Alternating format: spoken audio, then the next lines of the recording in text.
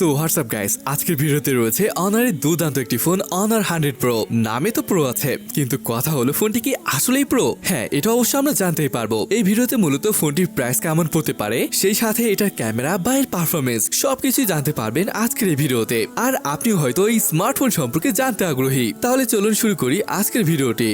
অনারের নতুন লুকের phone honour ব্র্যান্ডটিকে অনেক বেশি আকর্ষণীয় করে তুলেছে। এই আজকের ফোনটি দেখুন, সব ব্র্যান্ড যখন সার্কুলার ক্যামেরা নিয়ে ব্যস্ত, তখন তারা সার্কুলার বাদ দিয়ে একটু অন্যরকম করার চেষ্টা করেছে। জানি না আপনার কেমন লাগছে, বাট আমার কাছে এর ইউনিক ক্যামেরা মডিউলের জন্য আসলেই ভালো লাগছে। ফোনটির ওয়েট প্রায় 197 গ্রামের মতো। ওকে, পোর্টস এন্ড বাটনে যদি বলি, এর বটমে দেখতে পাবেন sim card tray, microphone, USB type C এবং স্পিকার গ্রিল। রাইট সাইডে খুঁজে পাবেন পাওয়ার বাটন এবং ভলিউম রাখার। উপরে বিশাল সাইজের আরো একটি স্পিকার এবং পাশের এই ছোট্ট ছিদ্রটি নয়েজ ক্যান্সেলেশন মাইক। যদিও এর ফ্রেম দেখতে অ্যালুমিনিয়ামের মনে হচ্ছে, বাট এটা প্লাস্টিকের। তবে এর ব্যাক সাইডে গ্লাস ব্যবহার করা হয়েছে। আর একটা জিনিস লক্ষ্য করেছেন, এর ব্যাক সাইডে এক ধরনের প্যাটার্ন ইউজ করেছে, যেটা বর্তমান প্রায় সব ফোনে দেখতে পাচ্ছি। এটা মনে হয় 2024-এ ট্রেন্ড হতে যাচ্ছে। ফ্রেন্ডস, যদি ডিসপ্লে নিয়ে বলি, প্রথমেই নজর পড়বে এই বড় সাইজের 5 কাট আউটের উপরে। যদিও দেখতে কিছুটা পরিচিত মনে হচ্ছে, তাই না? তবে ইন্টারেস্টিং ব্যাপার হলো, এখানে দুইটা সেলফি ক্যামেরা ব্যবহার করা হয়েছে। যাই হোক, এটি কিন্তু কার্ভ ডিসপ্লে, আর এটি 6.78 ইঞ্চির 1.5K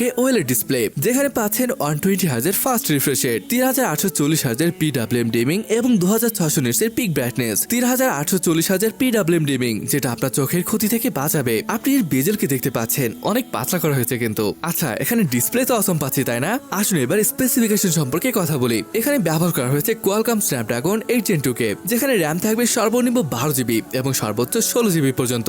র্যাম টাইপ LPDDR5, রম সর্বনিম্ন 256 GB এবং সর্বোচ্চ 1 TB পর্যন্ত। এর স্টোরেজ টাইপ UFS 3.1। ব্যাটারি পাচ্ছেন 5000 mAh, সাথে রয়েছে 66 ওয়াটের চার্জিং। যাই হোক, এর আন্তর্জাতিক স্কোর প্রায় 1.4 মিলিয়নের মতো আসে। যে কোনো গেমিং বেশ ভালোভাবে করতে পারবেন, মানে হাই সেটিংসে খেলতে পারবেন। হ্যাঁ, ডিসপ্লে কার্ভড হয় এটা বলছি না যে এটি একদমই গেমিং স্মার্টফোন, বাট হ্যাঁ, পারফরমেন্স ইজ এক্সেলেন্ট। ওএস নিয়ে বললে এখানে রয়েছে magic OS 7.2 base on Android 13। এখানে কিন্তু জিএসটি এর সাপোর্ট রয়েছে। এটা আসলে 2024 সালের অধিকাংশ ফোনে দেখতে পাবেন। মানে আপনার হাতের ইশারার মাধ্যমে স্ক্রল করতে পারবেন, স্ক্রিনশট নিতে পারবেন, এমন আরো অনেক কাজই করতে পারবেন। ব্যাপারটা আমার কাছে অনেক ভালো লেগেছে। সেন্সর নিয়ে বলে এখানে 5G, Wi-Fi 6, Bluetooth 5.3, dual 4G VoLTE. আরেকটা জিনিস আমার কাছে অনেক ভালো লেগেছে, সেটা হলো 66 ওয়াটের ওয়্যারলেস চার্জিং সুবিধা। মানে আপনি 30 মিনিটের মধ্যে ওয়্যারলেস চার্জিং ব্যবহার করে ফোনটিকে চার্জ করে ফেলতে পারবেন। আমার মনে হয় যে কয়েকটা দ্রুততম ওয়্যারলেস চার্জিং এর ফোন রয়েছে, এদের মধ্যে এটি একটি।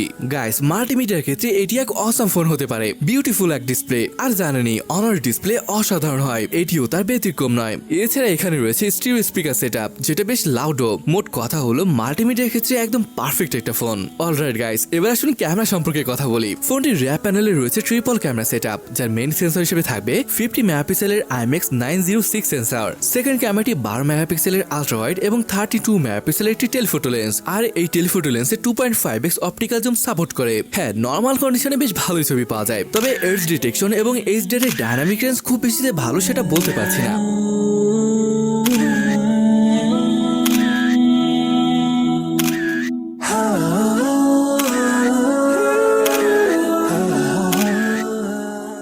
ক্যামেরার ফিচার্স নিয়ে বলে নাইট মোড রয়েছে, portrait mode, aperture, pro mode, panorama সহ সবকিছু রয়েছে।